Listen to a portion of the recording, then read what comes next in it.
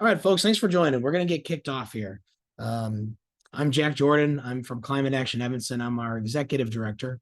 And we wanted to have this meeting just in the wake of the election to create some space for our community, talk about some upcoming initiatives that we have going on, and really create some space for all of you to meet with one another and to hear what's going on.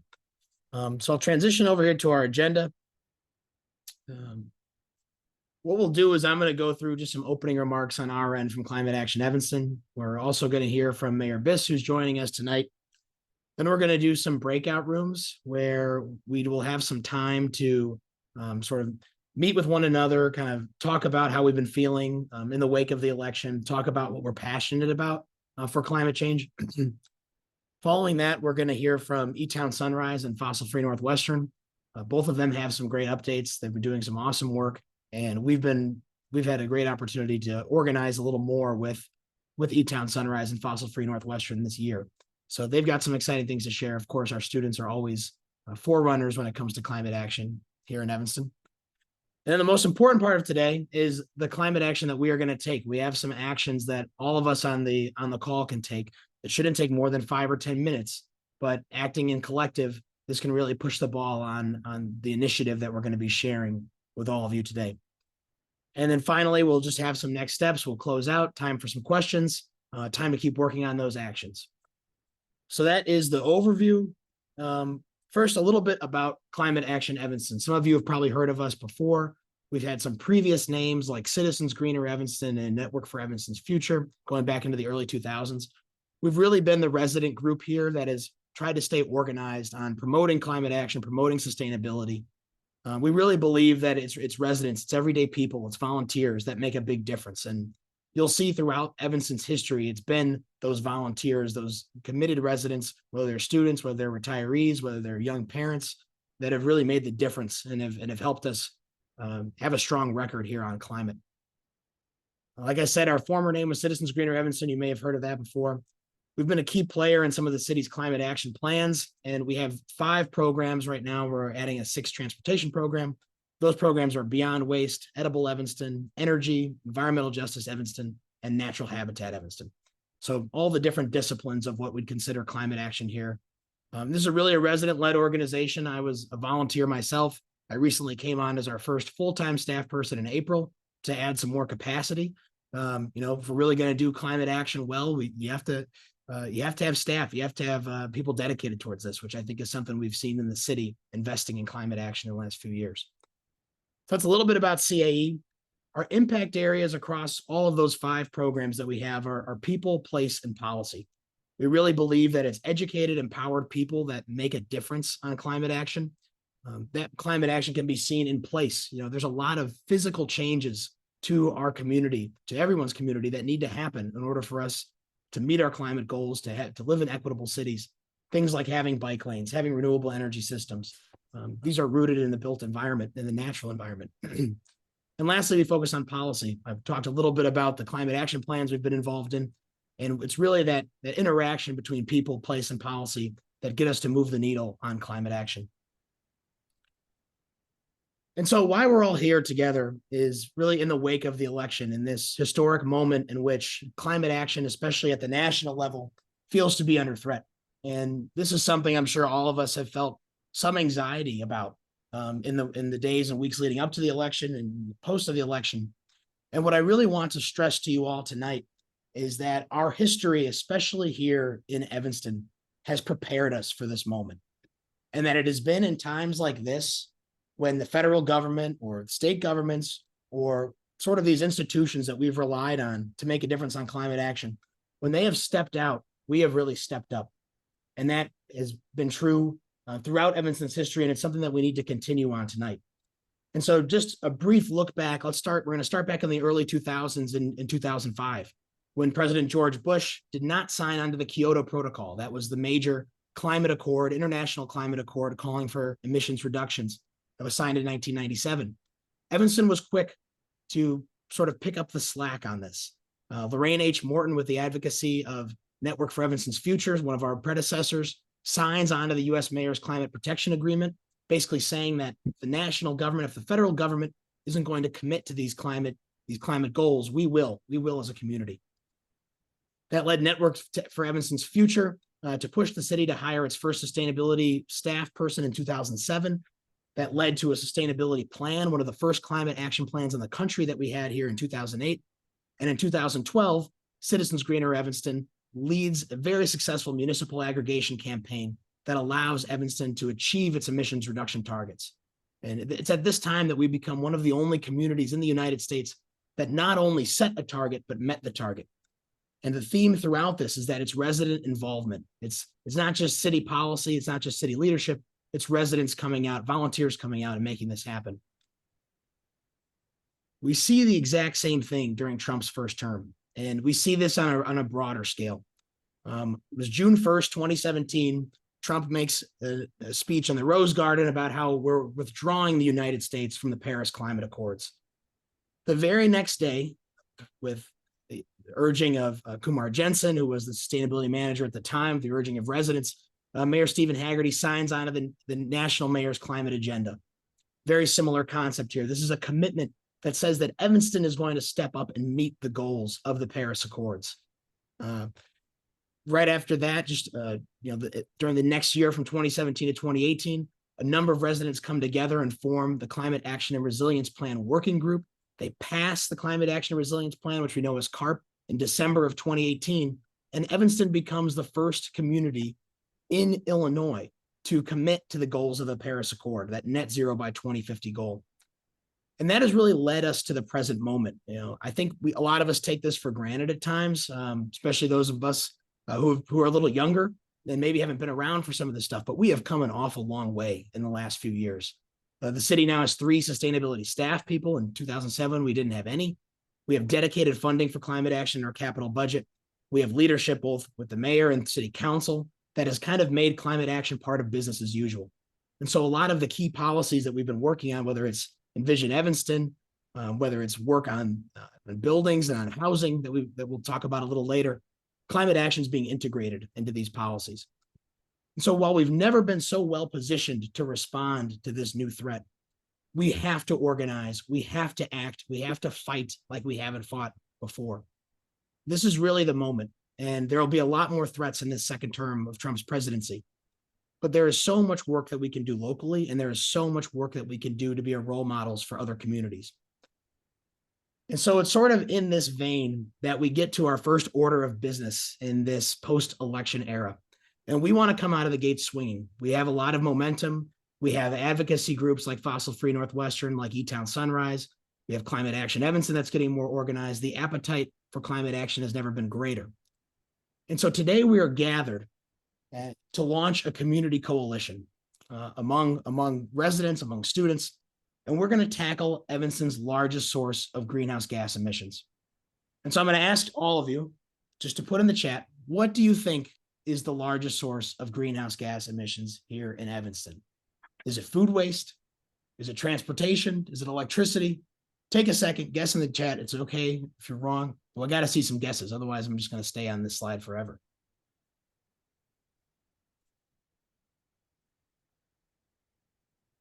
All right, we're getting some guesses there. I got to look just to see if I can see what everyone's guessing. I can't even see. Well, the answer, folks, is existing buildings. It is our existing building stock that is the largest source of emissions. And so while there's all these other climate actions that we can take, this is really where we need to dedicate our advocacy efforts if we're going to make a difference. Throughout Evanston, 80% of our total emissions come from buildings. That's primarily from the electricity and from the natural gas. But it's really Evanston's largest buildings. There's about 500 buildings in town that are over 20,000 square feet. And it's these buildings that account by themselves for 40 to 50% of all our emissions in a given year. And so what we're going to do is that we're in a prime situation here where we can begin to tackle this issue. And how we're going to do that is through something called the Healthy Buildings Ordinance. Some of you may have heard about this before, but this is really a kickoff call to generate support around this ordinance. So what is the Healthy Buildings Ordinance? This is something that city staff has been working on tirelessly over the last few years. This is also something that's part of a larger trend throughout the United States to implement something called building performance standards or building energy performance standards. And so we have our buildings that are over 20,000 square feet. We want them to meet 3 performance metrics by 2050. We want them to be energy efficient. We want to reduce their site use intensity, which is basically how much energy you use per square foot. We want buildings to eliminate on-site and district system emissions. So those are the direct greenhouse gas emissions from the site, getting those down to 0. And we want those buildings to solely procure renewable energy, which is going to be helped through standards that have been set by the state, set by the utilities. And so what this coalition is forming to do, what we're trying to do by reducing these emissions, it follows those impact areas that we shared earlier of people, place, and policy. And what this is going to look like is we'll use this kickoff call to learn more about what the Healthy Buildings Ordinance is about, how we can support it. We'll generate that people power to organize broad support of this ordinance. And when this ordinance comes before council in January, we'll be able to advocate for it. We'll rely on some of the advocacy that we did tonight, and we'll have a coalition that's able to pass this policy. But it's more than just passing the policy that we need to worry about. Remember, those goals are not until far off into 2040, 2050. And so this coalition is going to stay around to affect those changes to our place. Which buildings do we need to focus on most? Which buildings might need more support? And so it's the goal of this coalition to start getting folks educated, start getting our advocacy organized so that we can promote this policy that we know will do a lot to save emissions here in Evanston. And there's also a lot of stuff that's not included in this ordinance that's left to be defined by our coalition, yet to be defined by people that might not even be in this room yet.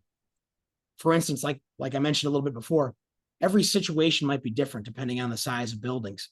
There might be instances in which alternative compliance might need to be reached, say for a public building, whether it's a school district or a building that supports low-income housing. Do we want to design this policy so that it's equitable, so that it's not harming how much affordable housing we have here in Evanston? These are some of the things that we're going to need to think about. So all of this will need to be defined as we work out, if we build our coalition, as we push for this policy, and in the implementation phase, which will take throughout 2025. And the last thing that I really want to leave you with, and it's something that we forget about a lot in Evanston, is sort of how many advantages we really have here. Now, we have the opportunity here. There's a lot of cities around the country that are looking to implement building performance standards. Most cities do not have them. Chicago does not have this kind of a standard. And we have a lot of advantages to make this happen. There's 284 municipalities throughout what's called the Chicago region. Of those, these are estimates based on the best data I could find.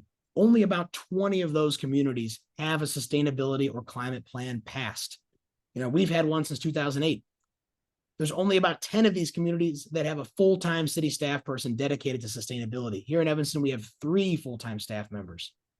And there's only about 25 of these communities that have a well-organized local resident group, like Climate Action Evanston, or even like eTown Sunrise and Fossil-Free Northwestern, that is pushing the bill, that's pushing the city government to make these investments, that's getting residents organized. And so these are advantages, but I would say, especially in this time now when local action is being put into bigger focus, this is an obligation. We really need to push the bill now. We need to be the role models. We need to be the ones that can map the route, especially when we think about our neighbor just to the south of us. 2.6 million people live in Chicago. And so if there's anything that we can do to figure out how building performance standards, how the Healthy Buildings Ordinance can be implemented here in Evanston, that might be able to help the third largest city in the country implement a similar policy. So we have some of that background context. We can answer a little bit more about the building performance standards and the Healthy Buildings Ordinance a little later in the call. But I just want to give an outline for what we're going to hear the rest of this call. We'll have some remarks from Mayor Biss coming up. Then we'll have those community breakout rooms where we'll get to meet some of the other residents that are here today, hear a little bit about them, why they're passionate about climate action. We'll have some updates from our students at eTown Sunrise and Fossil-Free Northwestern. They've got some exciting updates to share with you. And then we're going to spend, it's only about 10 minutes, and I hope you'll stick around for this. You'll do more than just getting educated tonight. 10 minutes to take an action that'll actually promote this policy for happening. That's the big thing for tonight. That's why it's in our Climate Action Evanston font and a color. And then we'll have some next steps in our conclusion. So with that, I'm going to pass things over to Mayor Daniel Biss, who's joining us tonight.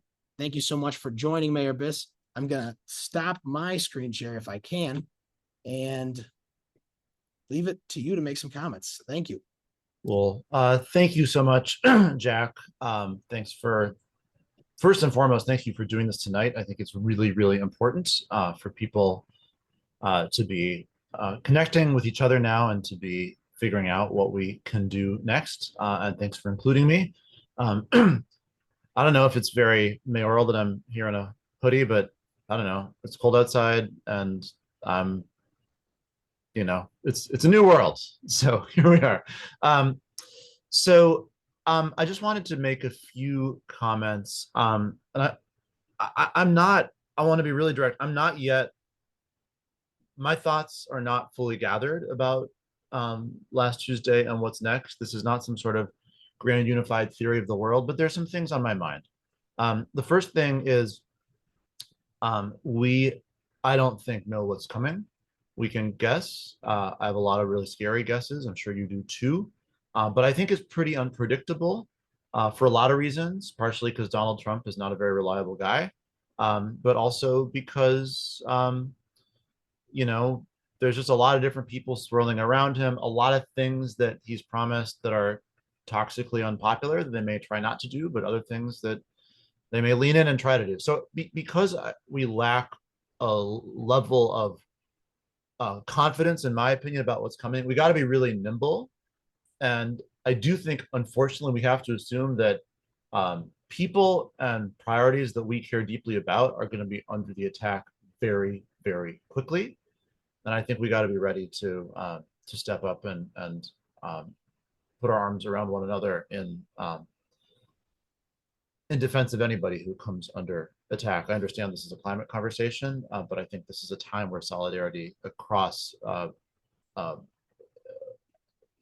communities and interests is going to be really, really, really pivotal. I'm nervous from a climate standpoint about what the stated policies of the administration are. I'm nervous about what happens to the Inflation Reduction Act.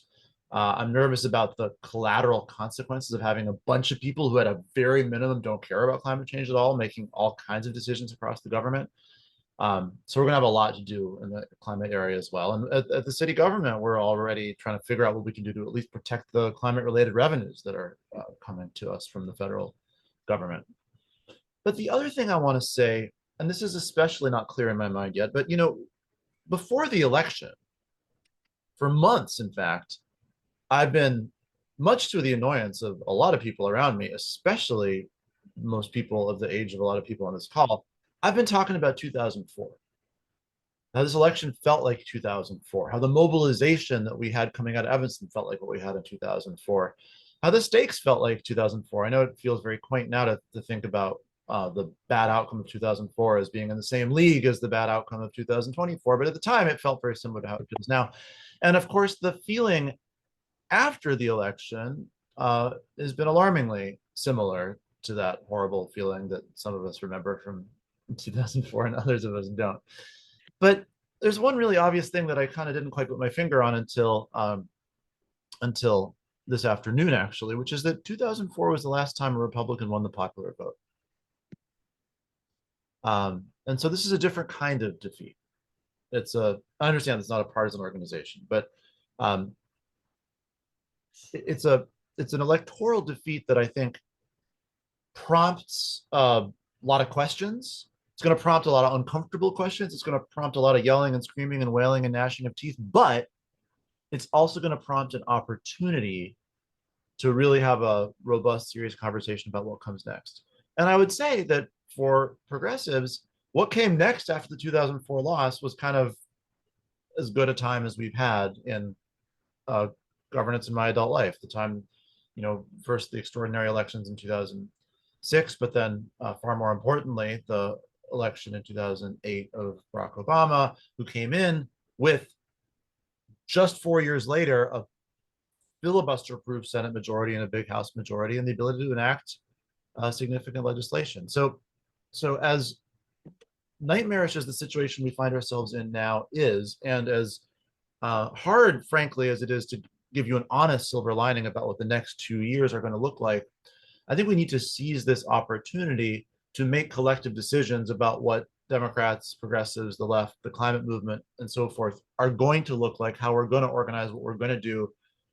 Take that very seriously, because if we get those decisions right, things can change quickly in this country, particularly when you have coming into power and coming into potentially barely checked power, both a crazy individual who's personally pretty unpopular, but also a guy whose proposals are very, very toxic with most Americans. And so that creates an opportunity for backlash, and backlash is an opportunity to build something real and meaningful that will allow us to do a lot of good for the world. So let's be ready for that if possible. I understand vividly and personally that most of us are not like, you know, haven't picked ourselves up the floor off the floor just yet, but I think as we do, as hard as these next few years are going to be, they're going to present us with a real chance to do a lot of good.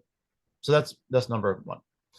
The next thing I wanted to say is just to give a massive, massive, you know, vote of agreement and request for engagement with Jack's discussion about the Healthy Buildings Ordinance. This is a big deal. This is a really significant part of our implementation of our climate action and resilience plan. It's taking on, as was said, the biggest chunk of emissions that occur in Evanston. It's doing it in a way that we have to, right? I mean, we like morally have to, we practically have to, we promised to do it when we enacted our climate action and resilience plan, but it's the hardest part potentially politically. It will make people uncomfortable. There will be owners and operators and managers of large buildings in this community who will come to the table and say, yeah, I want to be good on climate, but followed by a blizzard of explanations. Why not now? Not this. Give us some breathing room. And so I look, I can't promise exactly what the situation will be. Maybe it'll be easier than that. That would be great. But there's a very real possibility that we're going to need people to speak out to city council members, just reaffirming what I believe without hesitation to be this community's real and legitimate passion about climate action. I do not think it's a close call as to whether Evanstonians are committed to climate action and are willing and eager and in fact insistent that our city government do hard and controversial things in order to make good on our climate promises. What I can tell you from 3.5 years of experience is that the views that we hear in the Civic Center on a Monday evening are not always reflective of the views of the broader community. And we're just going to need folks who are insistent about climate action to be speaking out in all the ways that you're going to be asked to tonight and more. And we're not talking about a 2-year commitment. This is something that I hope will be wrapped up in the next 3 or so months. And so it's a matter of like a couple strategically chosen times to email council members and potentially a time or two to show up at a city council meeting. But I would be remiss if I passed up this opportunity. I'm sorry, it's 8:27. What have I done? I'll be quick, I promise. To talk about one other item, which is a longer term but pivotal item for Evanston and for climate, which is our Envision Evanston project. This is a project to write a new comprehensive plan and a new zoning code. A comprehensive plan is really a planning, values, and vision statement about how land ought to be used in Evanston. What do we want to do about green space? How do we want to do infrastructure development? How do we want to do residential and commercial development? What do we want to be built where and how and why around what objectives? And a zoning code is essentially the rules that say, here's what you can build here and here's what you can't build there. Right now, our zoning code is written in such a way that makes affordable housing very difficult to build. So we spend half of our time being like, we want affordable housing, we want affordable housing, we want affordable housing. How come we are not getting the affordable housing we want? And the other half of our time banning the things that would make affordable housing possible.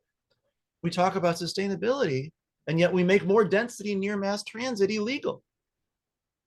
The best thing you can do for transportation related emissions is definitely more density near mass transit. But by the way, it's also good for heating and cooling of buildings, because if you have multi-unit structures, there's far, far, far less energy utilization per capita to heat and cool them. Not to mention things like how are we going to do bike and pedestrian and multimodal friendly infrastructure and development. So the Envision Evanston project is a massive opportunity around sustainability. It's a really once in a generation chance to shape what our community is going to look like. And I would love for as many folks who are committed to climate action as possible to be at the table to make sure that we are as bold as possible on that. Because I think when we look back in 20, 30 years and ask ourselves, how far did we get relative to our climate goals?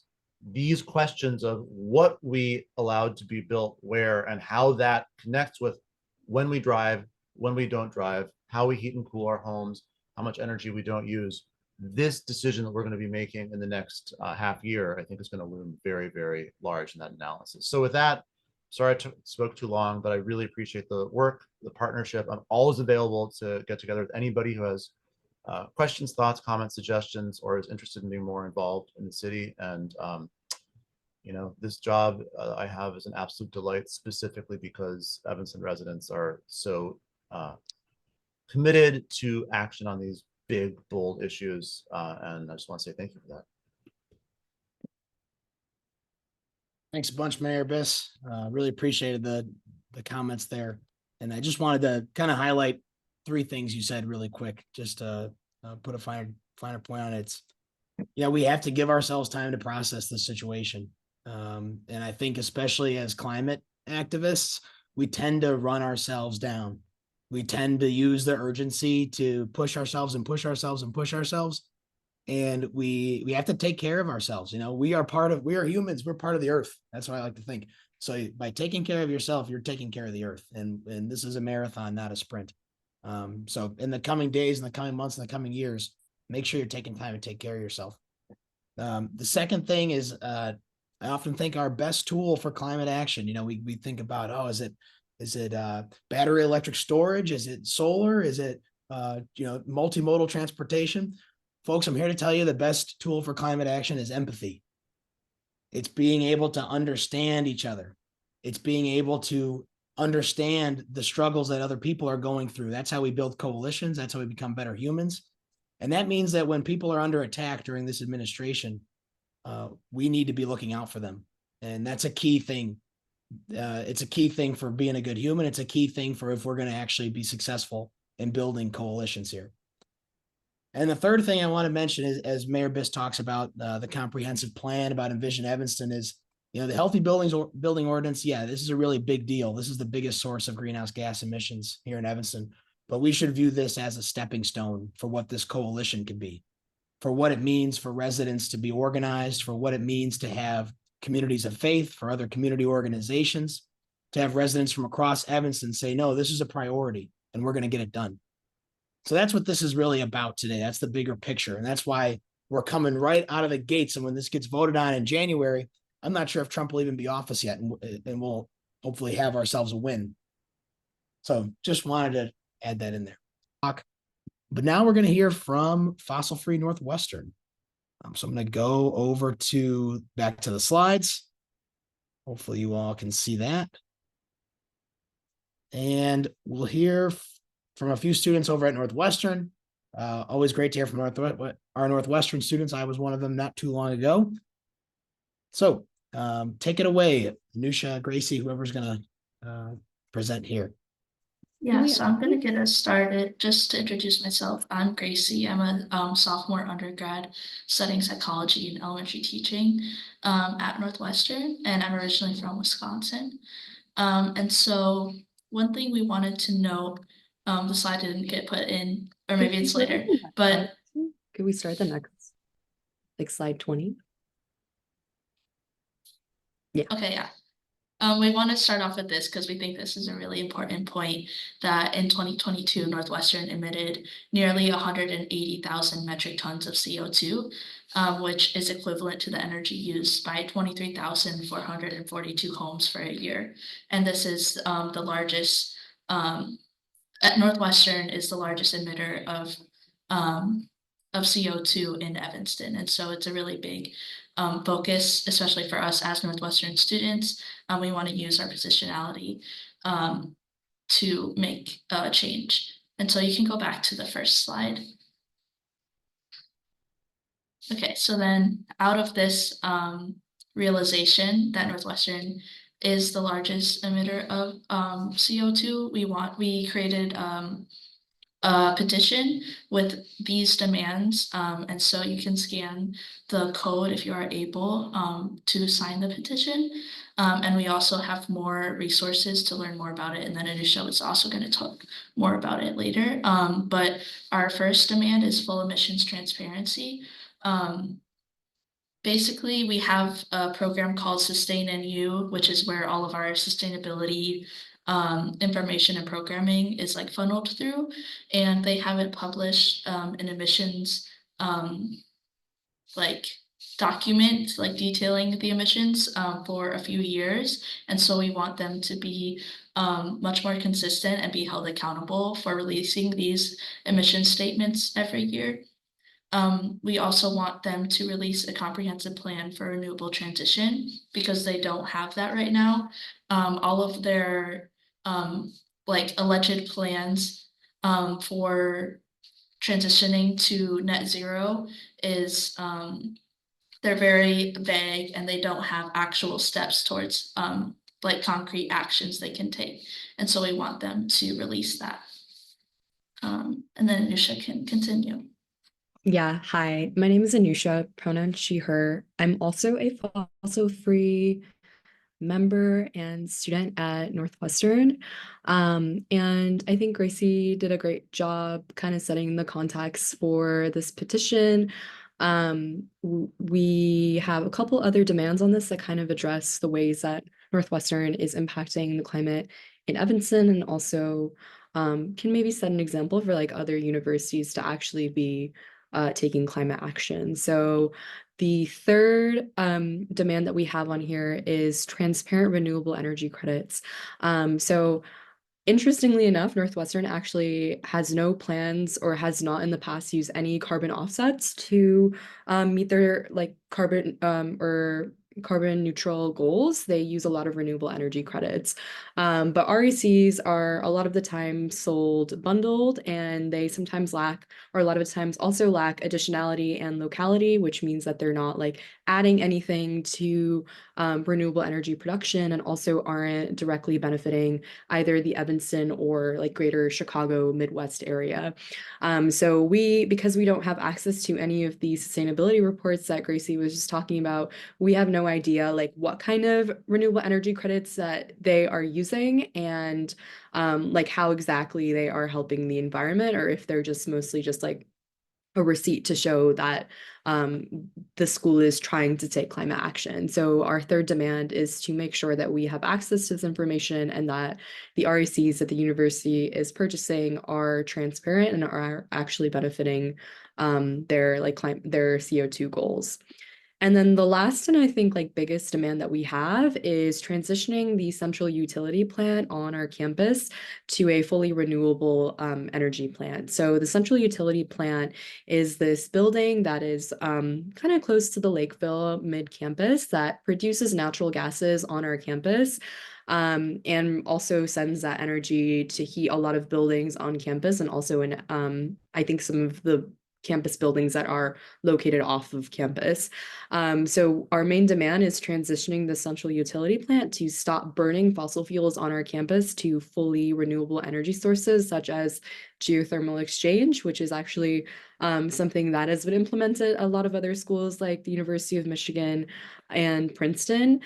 So there is a lot of precedent for this, and it's just about pushing Northwestern to like actually take accountability and do this. And also just want to highlight that when we're talking about the healthy building ordinance, this is kind of where this comes in, because a lot of Northwestern's buildings are not meeting the energy standards and are not like are producing a lot of like CO2 emissions that add to the CO2 emissions of the entire community.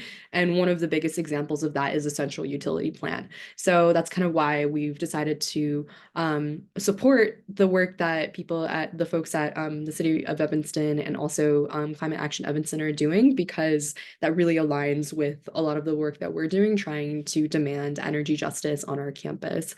So we have our petition on the right here. That's a QR code, so you can scan that. I also dropped the link in the chat, and we have a section just for community members. So this is not just like a Northwestern focus petition. If you are somebody living in the Evanston community or have some kind of like relationship to Northwestern, whether you're like a professor or like staff member or like anyone, you are welcome to sign this petition.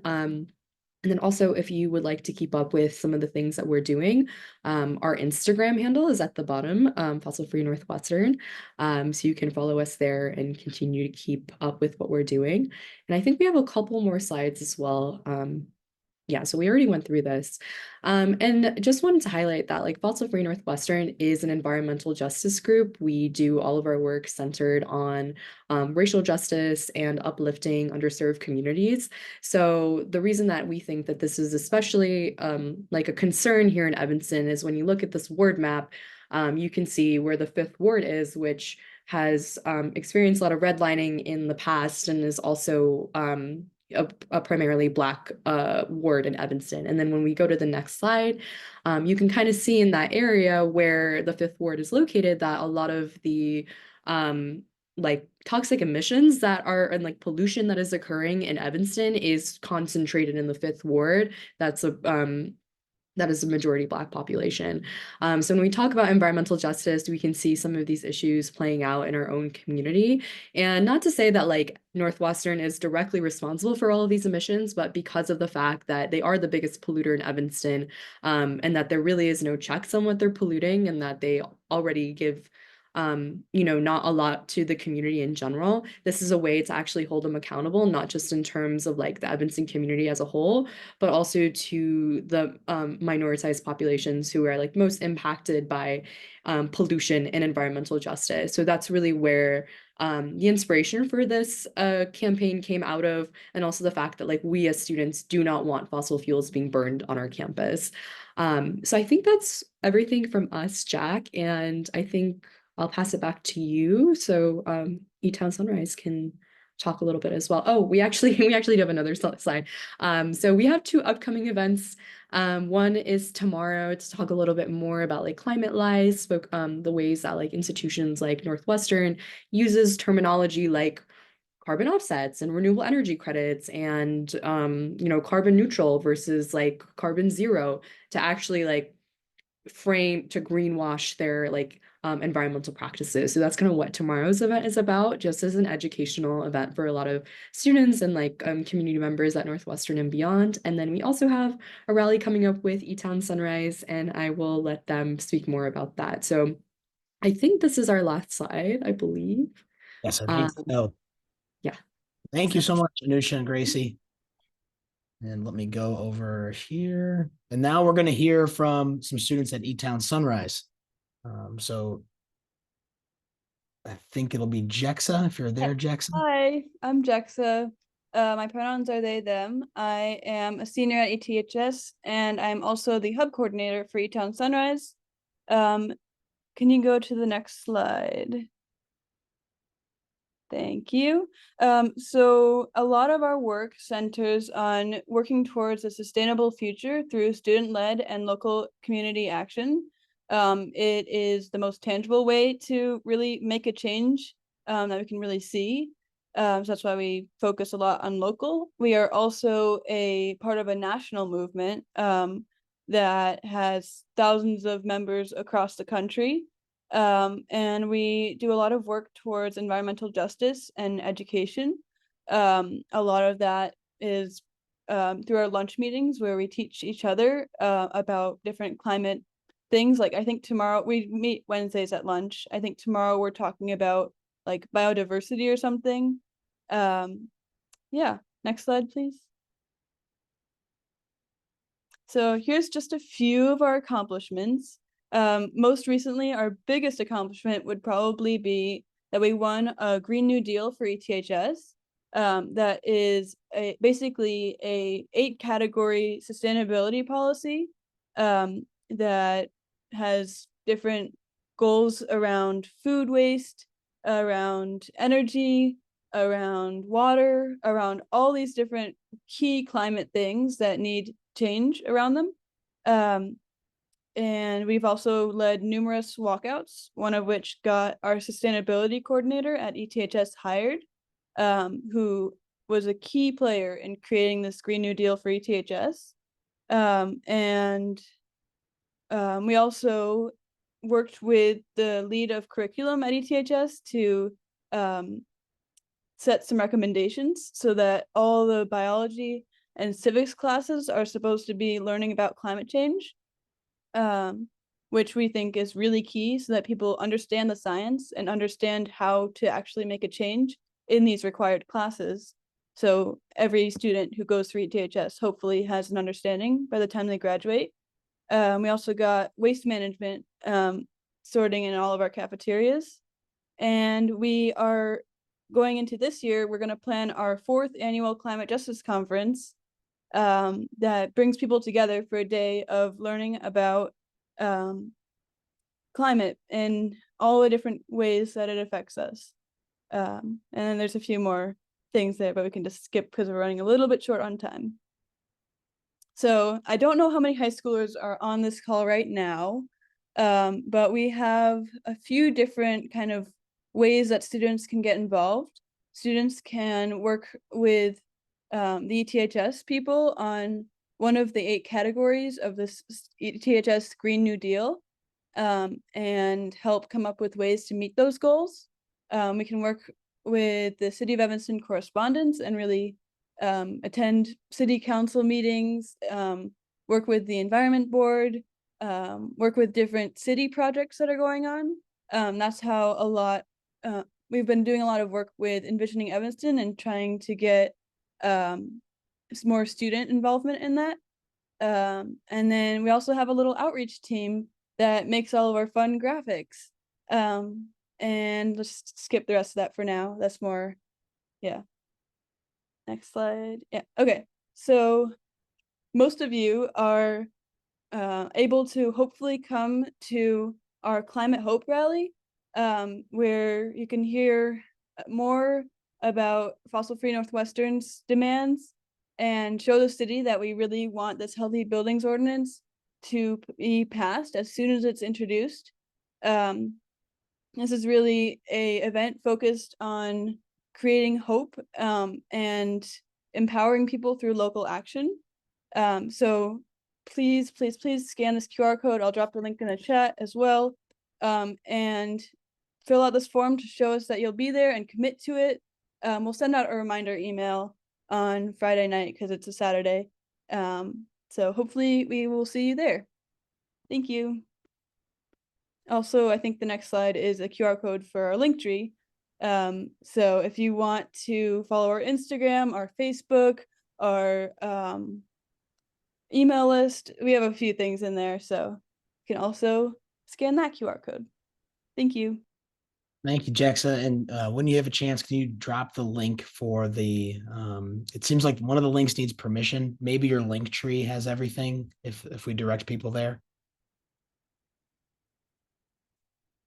We will get it sorted out and you'll be seeing it in the chat here shortly. But it's good that a lot of people are like, hey, I want to register for the event, So thank you so much, Jexa and Anusha and Gracie for sharing. It's always great to get, there's just a few more slides. I know the hub meeting. It's always great to get that student perspective. And our students are really doing a ton here in Evanston. Just one more asset, one more reason that we're really lucky here in our community that we have so many different groups working on this. But now is the moment we've all been waiting for. We have about 15 minutes left in our call. This is a time for action. Right now, we've got 38 people here. We have some quick 5 to 10 minute things that we're going to do right now to help promote action on the Healthy Buildings Ordinance. And so what I'm going to do really quick is I'm going to drop this Google Drive link in the chat. And this is where the instructions for our actions are housed, and we're going to run through this really quickly. It looks like the link that Jexa just sent for the climate rally is working now, so you can see that as well. And folks, we're going to package everything up and have it in a follow-up email. So don't worry if you miss anything. Like I said, now is really the time for action. I really encourage you to stay on for this last piece. You've gotten the education piece. There's a few things we're going to have you do. The first thing in this document is joining the Healthy Buildings Coalition. This is a really simple form, 5-second form, just to fill out your information. It's saying that, yes, I'm willing to hear about upcoming advocacy opportunities, hear about any education or communication that comes down the pipeline from us, and get involved in helping promote the Healthy Buildings Ordinance. That should take about 5 seconds. The second thing is we've drafted an email for you all to send to your council members. For those of you in Evanston, you can send it to your council member. In that document that I shared, it shows you the map. There's a link to go to the map of Evanston to see who your council member is if you don't know. So we'll take just a bit of time to fill that out, send an email to your council member advocating for the Healthy Buildings Ordinance. We talked to Mayor Biss about this before the call. He said this is a really effective way to get our council members to know that this is a priority. There's so many things that go before city council every day, every month, every time they have a meeting. So it's a good way to make sure that they're aware that this is coming up in January. The last few things that you're going to do is you're going to invite a few of your friends. Who are your close friends here? Who are your neighbors? Who are your colleagues? Doesn't matter if they're in Evanston. Who would have liked to have been at the meeting today? And who would like to be a part of this coalition as we build not only for the Healthy Buildings Ordinance, but for those future challenges, both the rest of 2025 and in the upcoming years. So I'm going to take you really quick to this document just so you can see. If you click on the link I put in the chat, this is what the document looks like. I see a lot of you are here with the various anonymous bat, anonymous cheetah. Great to have so many animal friends here helping with the outreach. That first thing you'll do, fill out that form, add your name, get registered, become part of the coalition. Then you'll go down here. You can find your council member's email, copy that, add it into your email box. We have the template right here. All you have to do is add your name, which council member you're reaching out to, and talk a little bit about this. Talks a little bit about the importance, how this is 40 to 50% of our emissions can be addressed through this policy. So that should take just a few minutes, depending on your copy paste skills. Remember, Command C, Command V, that's copy paste shortcut. And then finally, we'd like you to send an invitation to other folks to join this coalition. So that's just, we've got a little message for you here. Dear blank, maybe I'll send this to my mom. Dear mom, who doesn't live in Evanston, but she can still support. Tonight I attended this kickoff meeting. Would you become part of our coalition? And that links to that form you filled out in the beginning. So you all have the document. We're here to answer any questions if there's any technical issues, but let's use the last 5-10 minutes of this call, reach out to those council members, get this coalition kicked off the ground. It won't happen without all of you. Okay. I am going to stop the share and we'll have some work time. We'll all be focused. Maybe I'll figure out how to play some music. And I'm hoping to see that participant number stay close to 37. That means we're all doing our homework. It should just take a little bit. I see the energy groups getting their phones out. Good job. And I'll be quiet and we'll get to work.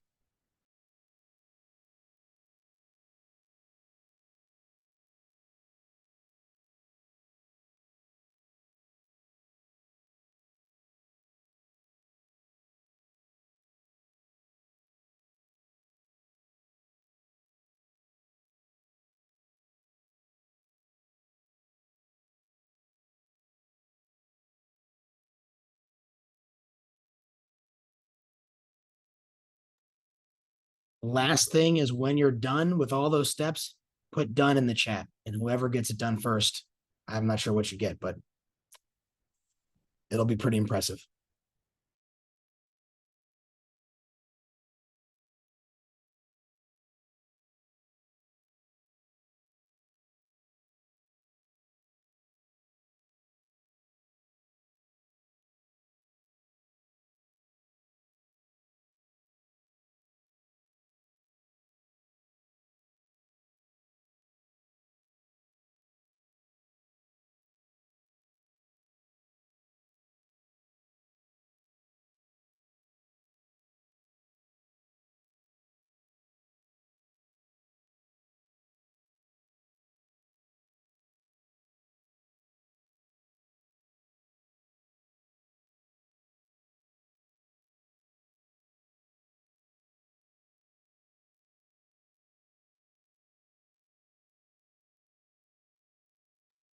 Nice. I see some of you are already finishing up. Feel free if you want to stay on. We're going to stay on here until 9:15 if you want to keep reaching out to those contacts.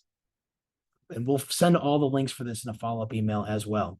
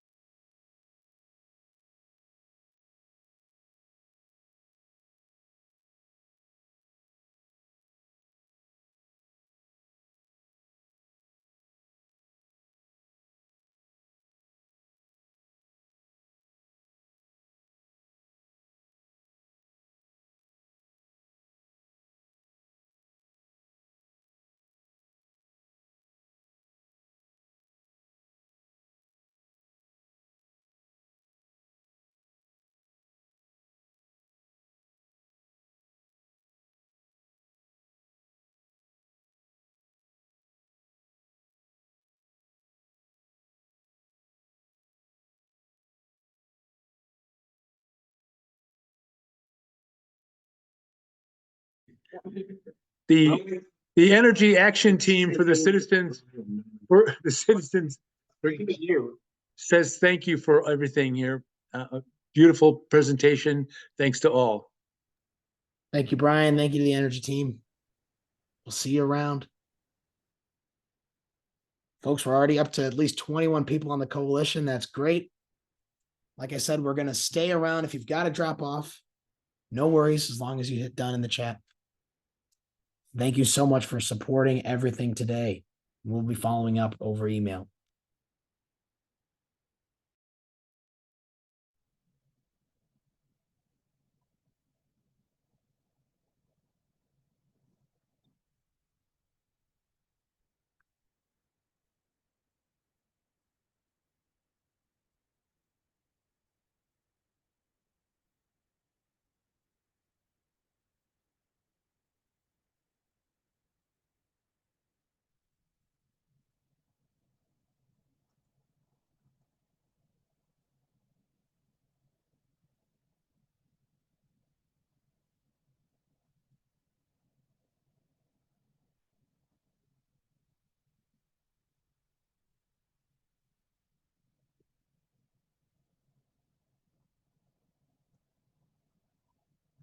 Thank you, Jet.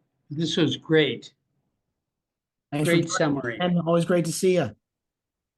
Take care. Have a good day. There. For those of you leaving, take care. Thanks so much for joining us tonight. Getting a lot of emails out there, a lot easier when we're working together. I promise next time I'll figure out how to get some music playing while we do this.